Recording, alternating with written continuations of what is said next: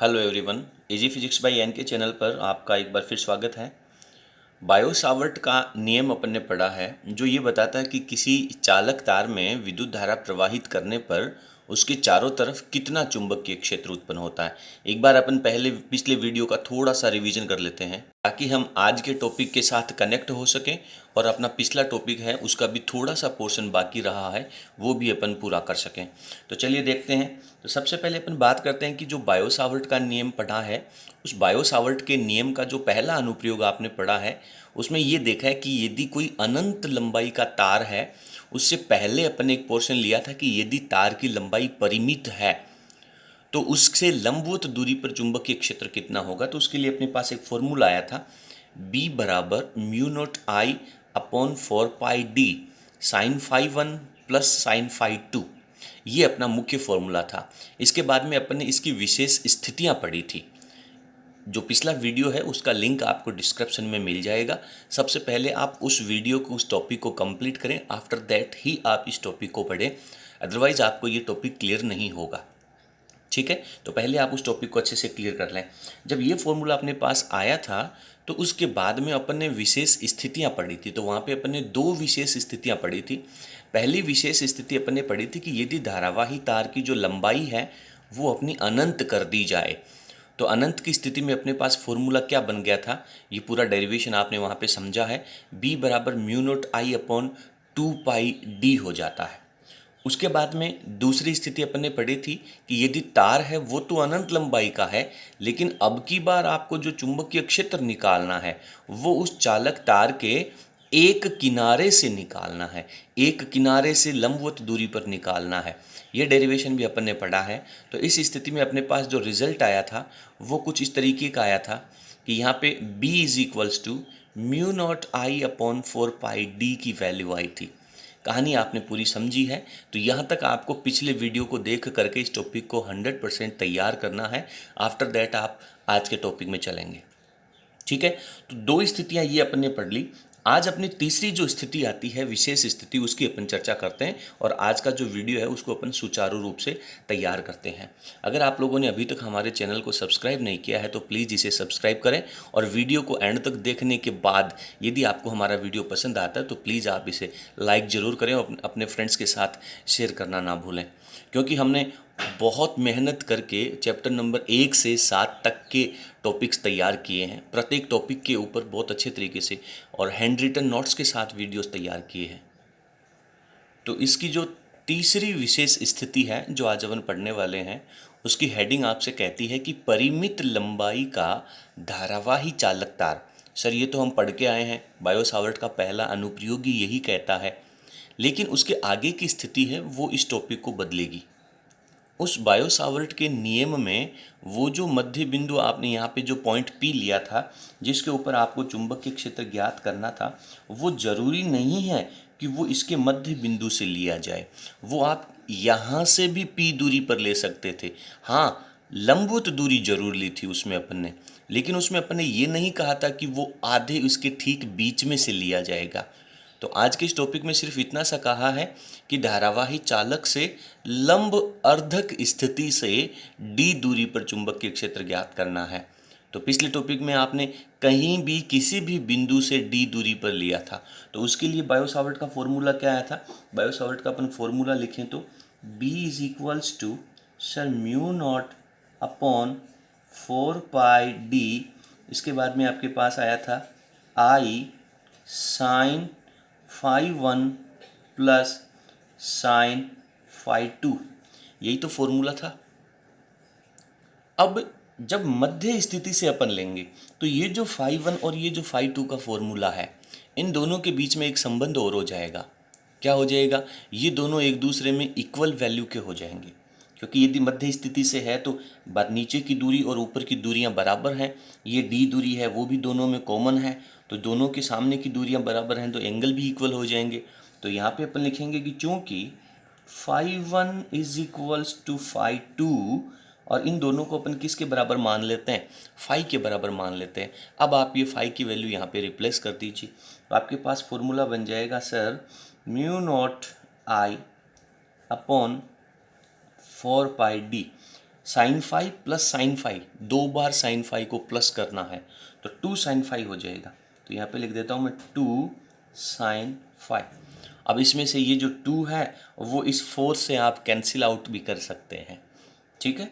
और यदि आप ये चाहते हैं किसी क्वेश्चन के अंदर कि सर मैं म्यू नॉट की जो वैल्यू है वो तो 4 पाई इंटू 10⁻⁷ रखूँगा ताकि नीचे वाले 4 पाई से वो 4 पाई यहाँ पे कैंसिल हो जाए, इसलिए मैं इस 2 को नहीं काटूंगा, तो वो आपको अपनी समझ के अकॉर्डिंग करना है। लेकिन इस डेरिवेशन की जब आप बात करें तो एक बार के लिए आपको इसको काट के सॉल्व कर कर रख देना चाहिए। ये हो जाएगा mu not I sine phi upon 2 pi D, ठीक है। तो इस तरीके से ये अपना तीसरा इसकी विशेष स्थिति है वो क्लियर हो जाती है। अब इसके बाद इसकी जो चौथी स्थिति है दैट इज़ वेरी इम्पोर्टेंट, बहुत महत्वपूर्ण स्थिति है। नंबर 4 की बात करते हैं तो इसमें अपन लिखते हैं कि जो धारावाही चालक तार है आपके पास, धारावाही चालक तार के ऊपर, ध्यान देना, या इसे अक्षीय स्थिति भी कहते हैं, अक्षीय स्थिति समझते हैं अपन, लेकिन ये बहुत महत्वपूर्ण है, पर स्थित बिंदु पर, ठीक है। तो पहले इसका अपन एक डायग्राम ड्रॉ कर लेते हैं। ये मान लीजिए मेरे पास कोई एक धारावाही चालक तार है, इस धारावाही चालक तार के स्वयं के ऊपर ही लेना है पॉइंट, यानी ना तो इससे इस तरफ लेना, ना इससे दूसरी तरफ लेना है, ना ऊंचाई की तरफ लेना, ना गहराई की तरफ लेना है। उस तार के ऊपर आपने एक पर्टिकुलर पॉइंट ड्रॉ कर दिया और उस पॉइंट के ऊपर ही आपको चुंबकीय क्षेत्र चाहिए, और इधर से आपके पास इसके अंदर जो करंट है वो आई फ्लो हो रहा है, ठीक है। तो इस स्थिति में क्या होगा, आप एक बात देखिए कि इस स्थिति के अंदर आपके पास जो एंगल बनने वाला है, फाई का जो एंगल बनने वाला, जो फॉर्मूले में आपने लिखा है यहाँ पे sine phi 1 plus sine phi 2, तो ये जो एंगल बनने वाला है उसकी स्थिति है वो 0 हो जाएगी। क्लियर है, क्योंकि ये पॉइंट एग्जैक्टली इस वायर के ऊपर ही स्थिति है, और जैसे ही इस वायर के ऊपर स्थित होता है, कहीं पर भी किसी भी डेरिवेशन में, किसी भी न्यूमेरिकल में, किसी भी डायग्राम के अंदर यदि उस वायर के ऊपर किसी पॉइंट के ऊपर यदि आपको चुंबकीय क्षेत्र चाहिए, तो यहाँ पे फाई 1 और फाई 2 की वैल्यू अपन जब 0 0 रिप्लेस करेंगे तो 0 साइन 0 की वैल्यू 0 होती है, तो बी की वैल्यू जो है वो आपके पास 0 आ जाएगी। ये बहुत महत्वपूर्ण बात है जो आप लोगों को याद रखनी चाहिए, ठीक है। इसका कोई विशेष डेरिवेशन नहीं है, केवल इतनी सी बात है, ये अपने को न्यूमेरिकल के अंदर मदद करने वाली है। तो इस तरीके से परिमित लंबाई का वायर हो या अनंत लंबाई का वायर हो, लेकिन स्ट्रेट वायर के लिए अपन ने चुंबकीय क्षेत्र की वैल्यू है वो पढ़ ली है। अब आपके दिमाग में आएगा कि सर ऑरस्टेड ने तो ये भी कहा था कि यदि कोई वृत्ताकार स्थिति में तार बना हुआ हो उसमें धारा प्रवाहित करेंगे तो भी चुंबकीय क्षेत्र उत्पन्न होगा। ठीक है भैया, उसके बाद में सर दाहिने हाथ का जो अपन ने नियम पढ़ा है उसमें भी अपन ने देखा है कि दाहिने हाथ की यदि मुड़ी हुई अंगुलियां हैं वो किसी चालक तार में बहने वाली धारा की दिशा को व्यक्त करती हैं, तो अंगूठा चुंबकीय क्षेत्र को व्यक्त करेगा। तो अब अपन उस चुंबकीय क्षेत्र की वैल्यू निकालना चाहते हैं, कौन से वायर में, वृत्ताकार वायर में। जैसे वृत्त की स्थिति में कोई वायर है, उसमें यदि कोई चालक तार के कारण धारा प्रवाहित हो रही है तो उसके कारण उसके अंदर और उसके बाहर कितना चुंबकीय क्षेत्र उत्पन्न होगा, उसकी वैल्यू अपन निकालना चाहते हैं। तो ये बायो सावर्ट के नियम का दूसरा मेजर अनुप्रयोग हो जाएगा। ठीक है, चलिए, तो आज का ये जो मुख्य डेरिवेशन है ये बहुत ही इजी है और न्यूमेरिकल्स की दृष्टि से बहुत इम्पोर्टेंट है, और इस डेरिवेशन को आप अच्छे से समझ पाते हैं तो आप इसके न्यूमेरिकल को विथ इन 1-2 सेकेंड आप सॉल्व कर पाएंगे। ठीक है, चलिए, वीडियो के अंत में हम आपसे एक एक्सरसाइज का क्वेश्चन भी पूछेंगे, तो प्लीज़ आप उस क्वेश्चन का आंसर रिप्लाई करना ना भूलें। आप निसंकोच रहें, आपका क्वेश्चन का आंसर है वो सही होगा या गलत होगा, लेकिन आप उसको एक बार आंसर रिप्लाई करने की ट्राई जरूर करें। तो प्रश्न अपने पास कह रहा है कि वृत्ताकार धारावाही कुंडली है। ये मैंने यहाँ पे एक वृत्ताकार चालक तार लिया है, धारावाही है, और इसमें धारा की जो दिशा है वो मैं कुछ इस तरीके से दर्शा देता हूँ। तो ये जो धारा की दिशा है वो आपकी क्लॉकवाइज स्थिति में है, तो अब आप सबसे पहले इस चालक तार में जब आप I धारा प्रवाहित करेंगे तो इसके चारों तरफ चुंबकीय क्षेत्र उत्पन्न होगा। इसके अंदर की स्थिति की बात कर लीजिए, इसके अंदर चुंबकीय क्षेत्र की डायरेक्शन क्या हो जाएगी। दाहिने हाथ का नियम लगाइए, तो ये दाहिने हाथ की जो मुड़ी हुई अंगुलियां हैं ये चुंबकीय क्षेत्र की दिशा को व्यक्त करेंगी। तो ये जो अंगूठा इस चालक तार के बीच में रह जाएगा वो इस पृष्ठ के तल के लंबवत अंदर की तरफ रहेगा, और अंदर की तरफ की जो स्थिति होती है उसको अपन क्रॉस के द्वारा प्रदर्शित करते हैं। तो इस चालक तार की कुंडली के अंदर प्रत्येक बिंदु के ऊपर पृष्ठ के तल के लंबवत अंदर की तरफ चुंबकीय क्षेत्र उत्पन्न होता है, और उसी चुंबकीय क्षेत्र की वैल्यू है वो अपने को फाइंड आउट करनी है। लेकिन वो फाइंड आउट करनी कहाँ है, इसके केंद्र बिंदु के ऊपर।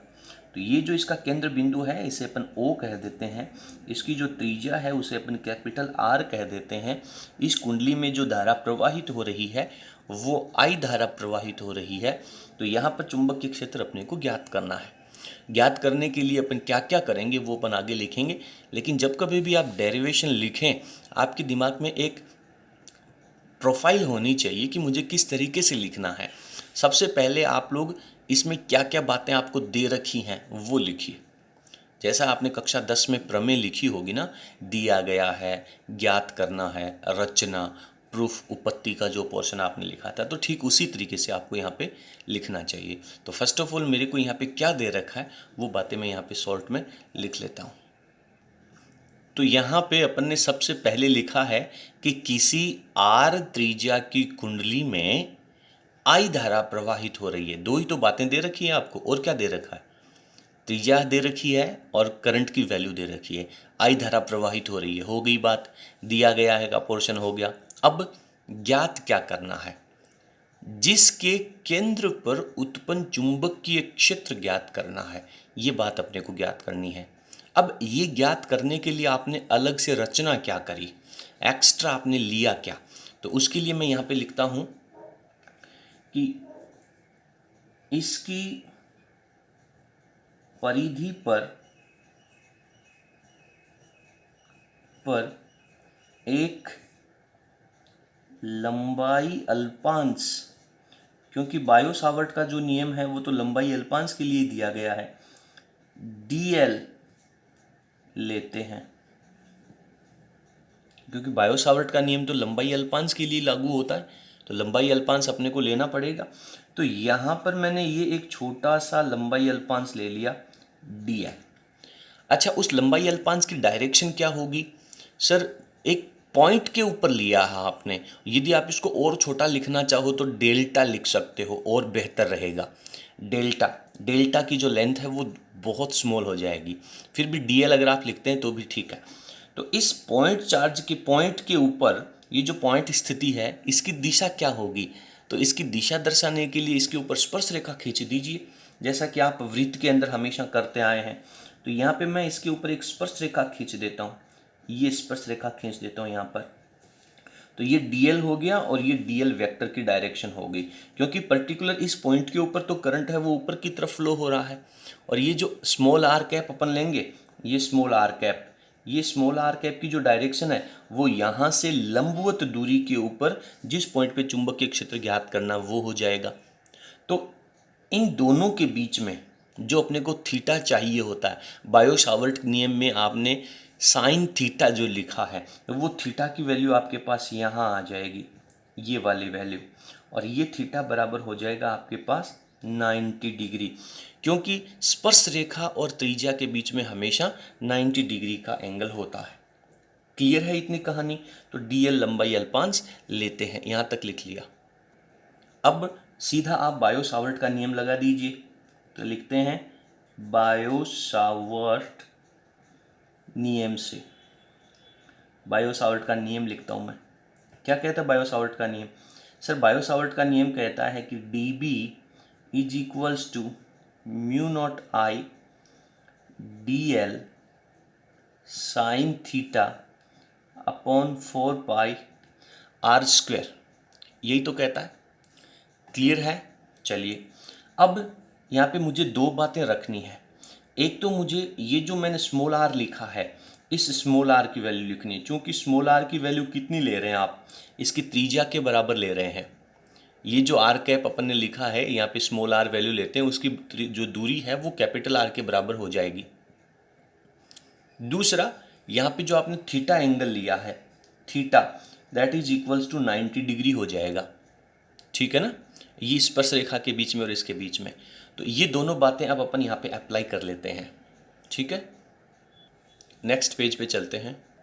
तो वैल्यू होगी आपके पास sir D B is equals to mu not I D L और sine 90 degree upon 4 pi are square, ठीक है। सॉल्व कर लीजिए, यहाँ पर ही सॉल्व कर लेता हूँ मैं। तो ये हो जाएगा mu not I D L हो गया और ये हो गया मेरे पास 4 पाई आर स्क्वायर, क्योंकि साइन 90 की वैल्यू जो है वो तो आपकी 1 होती है, ठीक। अब ये जो डीबी चुंबकीय क्षेत्र है ये किसकी वजह से उत्पन्न हुआ है? डी एल लंबाई अल्पांश की वजह से। और आपको उसके केंद्र के ऊपर किसकी वजह से चुंबकीय क्षेत्र चाहिए? सर पूरी कुंडली की वजह से, पूरे वृत्त की वजह से। तो क्या करना चाहिए? पूरी कुंडली को छोटे छोटे लंबाई अल्पांशों में तोड़ दें, हर एक की वजह से चुंबकीय क्षेत्र निकाल लें और आफ्टर दैट उन सब का सम कर दें, योग कर दें, क्योंकि प्रत्येक के कारण चुंबकीय क्षेत्र की जो दिशा है वो पृष्ठ के तल के लंबवत अंदर की तरफ है। और बेटर ये रहेगा कि आप यहाँ पे लिख दें सी फॉर है सेंटर, केंद्र की स्थिति के ऊपर आप निकाल रहे हैं, ठीक है। तो संपूर्ण कुंडली के कारण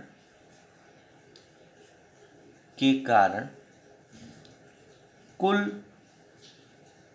चुंबकीय क्षेत्र, तो समाकलन कर दें, ब्रैकेट में यहां पे लिख देते हैं अपन समाकलन से। तो समाकलन कर दीजिए। तो यहाँ पे डी बी का जो समाकलन है वो तो आपके पास बी हो जाएगा, सी फॉर सेंटर।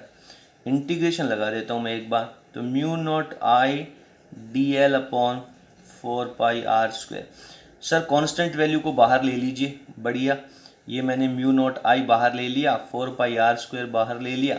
वेरिएबल परिवर्तनशील राशि तो केवल डी एल ही है, ठीक है। अब डी एल का समाकलन क्या होगा? सर डी एल का समाकलन एल होगा। अरे वाह, बहुत बढ़िया, बहुत इजी आंसर दे दिया। अच्छा, डी एक्स का समाकलन क्या होगा? सर डी एक्स का समाकलन तो एक्स होगा। शाबाश, यही बात पूछने वाला था मैं। लेकिन भाई डी एल का समाकलन एल होगा, आप 100% सही हैं। लेकिन एल क्या है? सर एल तो पूरी कुंडली की परिधि की लंबाई है, क्योंकि छोटे छोटे टुकड़े अपने परिधि के तो काटे थे। तो आप चाहें तो dl का समाकलन l कर दें और l की वैल्यू है वो आप परिधि की लंबाई के बराबर लिख दें। अच्छा, परिधि की लंबाई कैसे होगी? ये तो वृत्ताकार कुंडली है, वृत्ताकार कुंडली का तो जो परिधि होती है उसका फॉर्मूला होता है सर 2 पाई r। बहुत बढ़िया। तो आप चाहें तो इस dl का इंटीग्रेशन समाकलन करके डायरेक्ट 2 पाई r लिख दें, क्योंकि इसका समाकलन L होगा और L परिधि की लंबाई है जिसकी वैल्यू 2 पाई R होने वाली है। और या फिर आप इसको डायरेक्ट 2 पाई R लिख दें, ठीक है। तो यहाँ पे B की जो वैल्यू है, B centre, this is equals to sir mu not I upon 4 pi R square, तो मेरे पास बाहर चल रहा था और ये इसका समाकलन हो गया 2 पाई R। आपको समझाने की जरूरत नहीं है, सिर्फ खुद को समझना है। एग्जामिनर को, बाकी सबको ये बात समझ आती है। तो 2 से 2 कैंसिल आउट हो जाएगा, पाई से पाई कैंसिल आउट हो जाएगा और आर स्क्वायर से एक आर कैंसिल आउट हो जाएगा। देन आपके पास बी सी की जो वैल्यू आएगी वो हो जाएगी mu naught I upon 2 pi cancel out हो जाएगा। यहाँ से आदत मत बना लेना पाई को याद करने की कि साहब पाई तो बनेगी, पाई को तो हमेशा याद रखा जाएगा। नहीं, पाई नहीं आएगा, यहाँ पर रिमूव हो जाएगा। मैं आपको एक ट्रिक भी बताऊंगा कि किस तरीके से आप इन फॉर्मूलों को याद रख पाएंगे। अनंत लंबाई के तार के कारण चुंबकीय क्षेत्र और वृत्ताकार कुंडली के कारण जो चुंबकीय क्षेत्र है, दोनों के फॉर्मूले में थोड़ा सा अंतर है। क्या अंतर है? देखिए आप, परिधि का फॉर्मूला तो ये है mu not I upon 2 r, और अनंत लंबाई वाला फॉर्मूला क्या है? Mu not I upon 2 pi r. तो जो वृत्त बन रहा है उसमें अक्सर फॉर्मूले में 2 पाई आर आता है परिधि में, तो उसके फॉर्मूले में यहाँ पाई नहीं आएगा। और चालक तार है वो सीधा है, तो उसमें वृत्ताकार फॉर्मूला आएगा नीचे 2 पाई आर। ठीक है, अब बार बार इन चीज़ों को समझेंगे तो ये समझ में आ जाएगा, तैयार हो जाए। अब बात आती है कि सर जरूरी थोड़ी है कि कुंडली में एक ही फेरा हो, एक ही राउंड हो। कुंडली में फेरों की संख्या, राउंड की संख्या तो ज़्यादा भी हो सकती है। ठीक है, तो नोट यहाँ पे अप्लाई करता हूँ। यदि कुंडली में, राउंड को अपन फेरे कहते हैं, फेरों की संख्या, number of rounds capital N है, तो चुंबकीय क्षेत्र कितना हो जाएगा? एक फेरे की वजह से आपके पास चुंबकीय क्षेत्र ये है, दूसरा राउंड होगा वही करंट फ्लो होगा, वही स्थितियां रहेंगी तो उतना ही चुंबकीय क्षेत्र होगा, तीसरे राउंड की वजह से भी उतना ही हो जाएगा। देन आपके पास BC का फॉर्मूला हो जाएगा mu not I upon 2R, तो आपके पास एक फेरे का है, मल्टीप्लाइड बाय N, तो ये आपके पास दूसरी स्थिति हो जाती है। तो इस तरीके से वृत्ताकार कुंडली के कारण जो उत्पन्न चुंबकीय क्षेत्र का टॉपिक है वो अपना यहाँ पे क्लियर हो जाता है।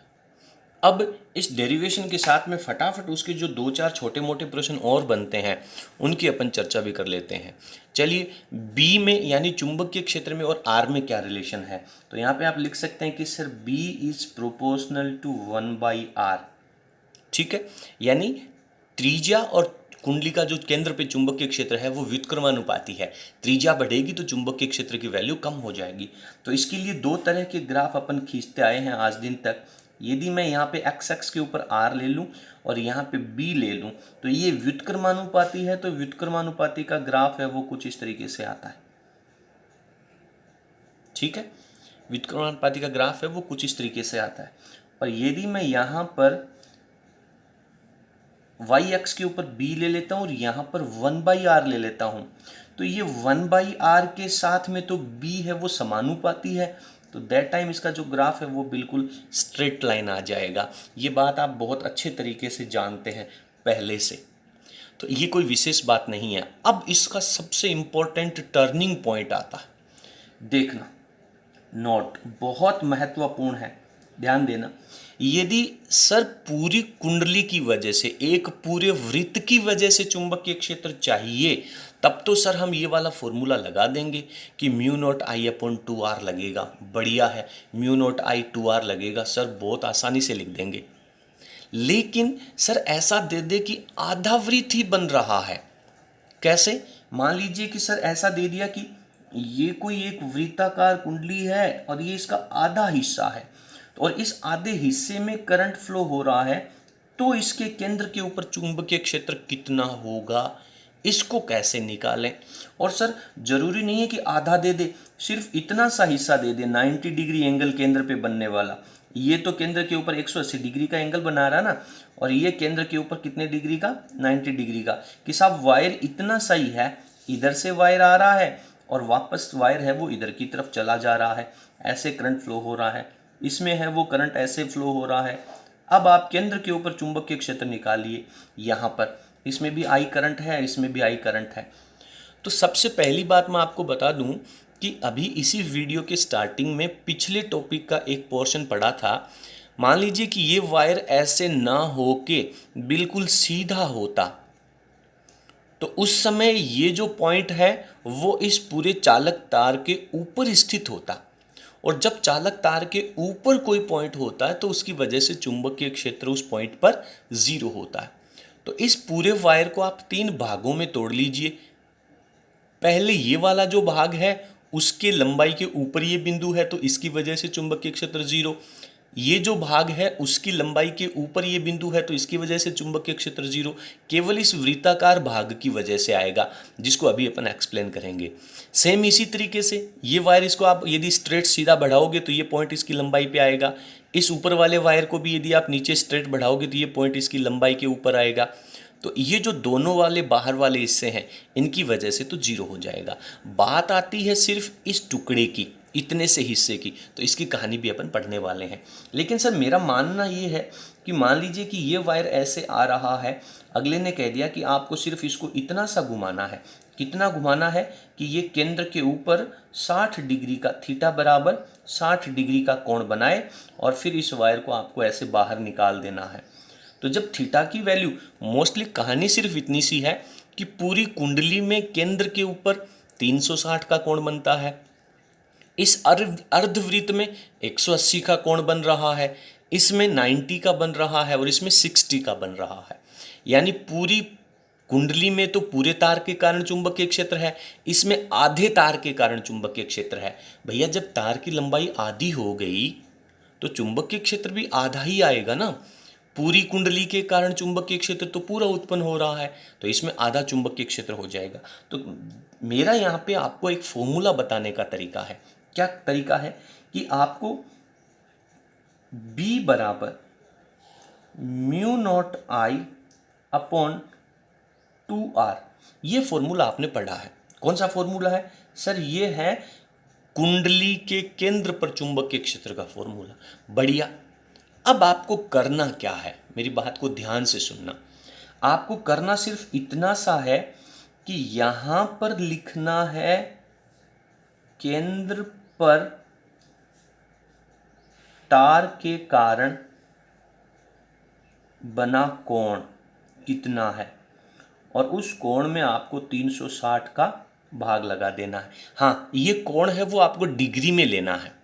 किस में लेना है? डिग्री में लेना। जितने डिग्री का कोण बन रहा है उस वृत्ताकार तार के हिस्से के कारण केंद्र पे जो कोण बन रहा है बटा उसमें 360 का भाग लगा देना। बाकी यहाँ पे मल्टीप्लिकेशन में जो वैल्यू है वो आप लोगों की वही वृत्ताकार कुंडली वाला रहना। जैसे पहले का हिस्सा ले लीजिए, इस पहले पॉइंट के कारण B is equals to sir mu not I upon 2R मेरे पास है।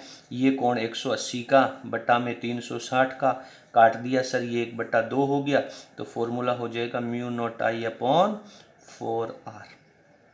सिंपल है, mu not I upon 4R। दूसरे के कारण ले लीजिए, इसकी वजह से ले लीजिए, तो इसकी वजह से हो जाएगा सर B बराबर mu not I upon 2R। केंद्र पे बन रहा है 90 का, बटा में सर कर दीजिए 360, ये 1/4 हो जाएगा इसका हिस्सा, तो ये इसकी रिजल्ट हो जाएगा म्यू नॉट I अपॉन 4 को 2 से मल्टीप्लाई कर दो 8R। इसको भी सॉल्व कर लो। B is equals to mu not I upon 2R, ये हो गया 60 अपॉन 360, दिस इज 1/6, तो ये हो जाएगा म्यू नॉट I अपॉन 6 को 2 से मल्टीप्लाई कर दियो 12R, mu naught I upon 12R हो जाएगा। तो इस तरीके से वृत्त का कितना भी टुकड़ा आपको दे रखा है उसका केंद्र पे बनने वाला जो एंगल है वो आपको चाहिए, या तो दिया हुआ है या फिर किसी भी तरीके से आपको कैलकुलेट कर लेना है। तो इस तरीके से ये वृत्ताकार कुंडली के कारण जो चुंबकीय क्षेत्र का टॉपिक है वो आपका यहाँ पे 100% कंप्लीट हो जाता है। ठीक है। अब भैया इसका एक एक्सरसाइज क्वेश्चन मैं आपको देता हूं, उसको आपको सॉल्व करना है और उसका आंसर हमें कमेंट बॉक्स में लिखना है। लेकिन मैं आप लोगों को एक बात बता दूं, इसके बाद वाला जो नेक्स्ट वीडियो है जिसमें वृत्ताकार कुंडली के एक्स के ऊपर किसी बिंदु पर चुंबकीय क्षेत्र निकालना है, याद कीजिए ऐसा आपने एक चैप्टर नंबर 2 में एग्जाम्पल भी पढ़ा था। चैप्टर नंबर 2 में एक एग्जाम्पल पढ़ा था और मैंने कहा था कि ये एग्जाम्पल है वो बहुत महत्वपूर्ण है। ठीक है, तो उसी तरीके से ये वाला टॉपिक भी बहुत महत्वपूर्ण है। ठीक है, जहाँ पे मुझे याद है कि चैप्टर नंबर 2 में एग्जाम्पल नंबर 4 था, आपका 2.4 था, और आपकी बुक के पेज नंबर, राजस्थान बोर्ड की जो बुक्स चल रही है उसके पेज नंबर 30 के ऊपर वो दे रखा है। तो इसमें और उस टॉपिक में बहुत ज़्यादा डिफरेंस नहीं है। ठीक है, बहुत थोड़ा सा अंतर है, लेकिन आप लोगों को इन दोनों प्रश्नों को अच्छे तरीके से पढ़ना है। दोनों प्रश्न बहुत महत्वपूर्ण है।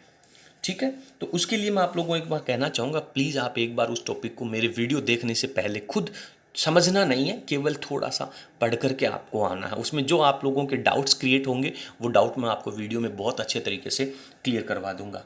तो अब आपके स्क्रीन के ऊपर आप लोगों को कुछ क्वेश्चन नज़र आएगा, उसको आपको सोल्व करना है और हमें कमेंट करना है। ये 2 क्वेश्चन आप लोगों को अपनी स्क्रीन के ऊपर नज़र आ रहे हैं।